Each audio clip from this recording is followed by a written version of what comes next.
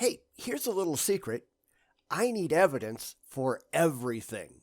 Any claim that anyone makes that cannot be independently and objectively verified, I am not going to believe that claim. And that goes for anything and everything. But the religious really want you to believe, and they have nothing at all resembling objective evidence. So, how do they justify it? Let's see one example and find out why they fail so badly.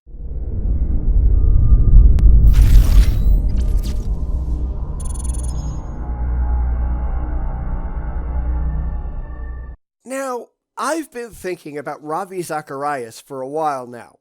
I keep running into Christians who hold him up as some sort of genius, and I've never thought that about him at all. I've been pretty unimpressed with him, truth be told.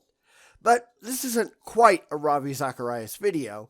It's one of his junior apologists, Nathan Betts, effectively making a fool out of himself, showing why I'm not at all impressed with the religious. But he's doing it from Ravi Zacharias' YouTube channel, so maybe that kind of counts. Let's go find out why the Christian claims that they have evidence means absolutely nothing. There is something severely wrong with these people.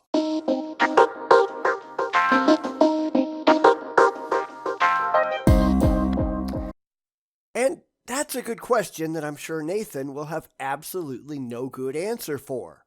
Because the simple fact is, it doesn't matter what claim you're talking about, I need evidence for everything. It doesn't matter if you're talking about ghosts or flying saucers or Bigfoot or gods. The less direct objective experience that I have with the subject matter, the more evidence I am going to need to take any of it seriously. But the religious, they have no evidence. They have nothing that they can objectively present to prove that anything that they believe is real. So, I'm sure that Nathan is going to try to show that evidence isn't necessary. Except it is. How can you believe in God when there is no evidence? The big idea built into this question is that faith in God is belief despite the evidence. It's effectively faith that actually is done so without any evidence. And that's correct, because if there was any evidence, you could present it and not just stand there waving your hands around like you want to pretend you have something, but you know you actually don't. This is just a put up or shut up proposition, and the religious have nothing to put up and they don't want to shut up. If there were any good reason to think that gods of any kind were real, you wouldn't need to have faith. Faith is the excuse that you give yourself to believe in things for which you have no good reason to think are true. Faith is a rationalization. It is not a reason. So we're already going down the fail rabbit hole. But that is not the Christian understanding of faith, nor is it the biblical understanding of faith. Then both of those things are wrong. You can't just get away with things by saying, well, that's my understanding. So what? You are a lunatic. That's my understanding as an atheist. The world is flat. That's my understanding as a flat earther. Aliens abduct people. That's my understanding as an alien abduction believer. None of those things mean anything. They're just saying, I'm right because I believe that I'm right. Who cares? Just because you believe something false doesn't suddenly make it objectively true. Your asinine beliefs don't alter objective reality. What the hell is wrong with you? The biblical understanding of faith is a response to reality. It is actually evidence-based belief. It's saying that we believe in God because He actually is. He actually exists, and He is trustworthy. How in the hell do you know any of that? Not believe it, but know it. How did you test any of those claims or beliefs and find them to be objectively reliable? And the answer, of course, is you don't. It makes you feel good, so you believe it despite having no way to rationally corroborate any of your beliefs. Now, we see this kind of thing all the time from the religious. Frank Turek tries it, Andy Bannister tries it. Pretty much all of the big name apologists give it a shot, but all of them are simply wrong. You cannot be reacting to reality because reality doesn't support any of your asinine beliefs. You, my friend, you and all of your ilk are delusional. Now, when we look for evidence that helps us believe in God, there are many places we can look to. We can look to the sciences. We can look to morality. We can look to history. Except science doesn't support your ridiculous claims, and the other things that you mention aren't objectively verifiable. You can't look at a story told in a book of mythology, and that's what the Bible is, whether you like it or not, and demand that somehow proves the stories are true. Just because those stories give you emotional comfort, that doesn't mean that they ever happened. Because when you think about it, every religion on the planet does exactly the same thing. They believe the stories told in their own silly books of mythology, and if you think you can use the myths as evidence for your beliefs, so can they. And you don't buy into that, do you? So none of this is at all impressive. We can look to stories of Jesus Christ, the story of a God made flesh, come to us in first century Palestine. Now, to that I want to turn for a moment here. There's a story told of Jesus Christ and his closest friends. They were in a boat on the Sea of Galilee. And these guys, you have to think of it, were professional fishermen. They knew the water very well. But in this particular story, they were caught in a tempestuous storm. They were afraid for their lives. I hate to keep saying this, but that's a story. There is no evidence of any kind that any of it ever happened at all. So let's talk about another story about Jesus and water. The story of Jesus walking across the sea. We have no evidence whatsoever that this event ever happened at all. The religious don't like that we reject their silly book or their supernatural beliefs, but until they can defend them with objectively verifiable facts, we are going to continue to do so. So if the story in the Bible isn't reasonable, what are more reasonable explanations that Jesus walked on water? Well, I've seen people suggest that perhaps Jesus was walking across a damp salt flat, which is certainly present in the area, and that gives the optical illusion of walking on water. From there, it was altered in the retelling, and since it wasn't written down until 60 to 90 years later, it became a giant game of telephone. You also have to remember that the Greek word used in the telling is epi, which can be translated variously as on, or across, or more importantly in this case, beside. So it's entirely possible that the original stories told of Jesus, or whatever the Jesus analog might have been, was about him walking along the sea, and the rest was altered in the retelling to make it more magical and portray their Messiah as supernatural. And that assumes that any of this is even remotely real to begin with, which, of course, we have no evidence for. They look to Jesus. They call out to him, and they're crying out to him, and he wakes up. Interestingly, he is asleep in this boat. They wake him up, he gets up, and he calms the wind and the waves. Effectively, he has control over the weather. Well, that's the story at least. And the Phantom Menace says that Anakin Skywalker was born of a virgin.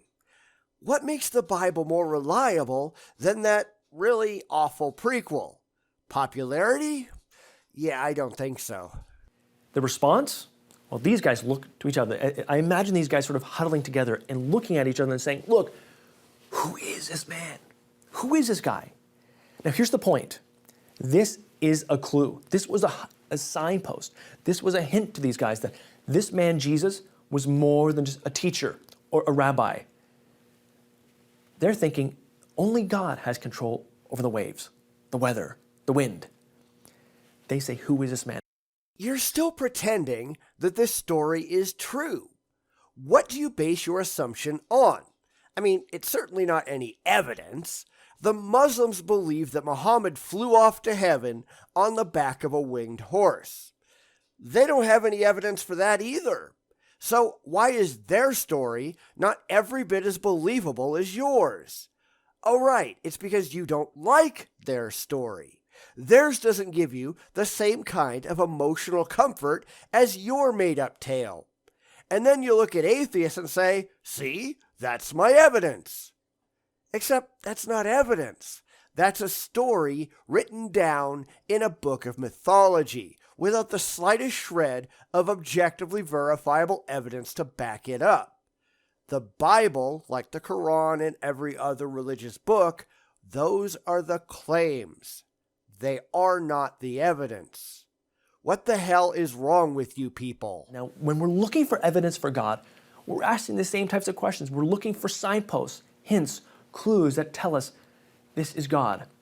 And that would be great if you weren't spending all of your time looking in that stupid, unproven, unsupportable book of mythology of yours. But we keep coming back to the same unfortunate reality that it's all that you have. You have absolutely nothing that a non-theist would consider evidence. We don't have any faith in your silly book. And so long as that's all you've got, you have no evidence as far as we're concerned. You won't convince us unless you can do a whole lot better than that. But you have nothing better. Why can't you get that through your head? Now, the important thing to note here about Christianity is that it might not be one piece of evidence like this, but it's evidence taken together cumulatively. And we put all the evidence together, and I think there's very compelling evidence that says we can have faith in God. Except it still isn't, because you get all of your ideas from a book of mythology that you take far too seriously.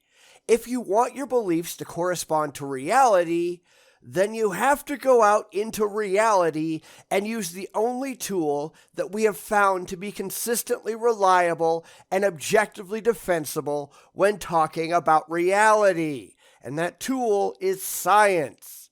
You need to use science to prove that your God is real. Go ahead, because nothing else is going to convince us. Granted, you don't care because this is all about feelings and not about facts. But you keep proving with every single one of these stupid videos that you don't get it, or really that you don't care. You don't understand what the problem is. You pretend that you have this wealth of knowledge, which unfortunately you can't demonstrate, and you don't see what's wrong with that. And then you attack other religions that do the exact same thing that you do because you're hypocrites. I'm sorry, but was this supposed to impress me? I don't get it. And it's a belief that corresponds to reality. So trust in God is not done so despite the evidence. It's done because of the evidence. Only if you're really, really, really lax in what you consider evidence. It's what happens when you arbitrarily choose a goal and then you pile everything you can find that supports this goal into the evidence pile while at the same time ignoring all the things that show that your goal is silly. It's called confirmation bias, and the religious are notoriously guilty of it.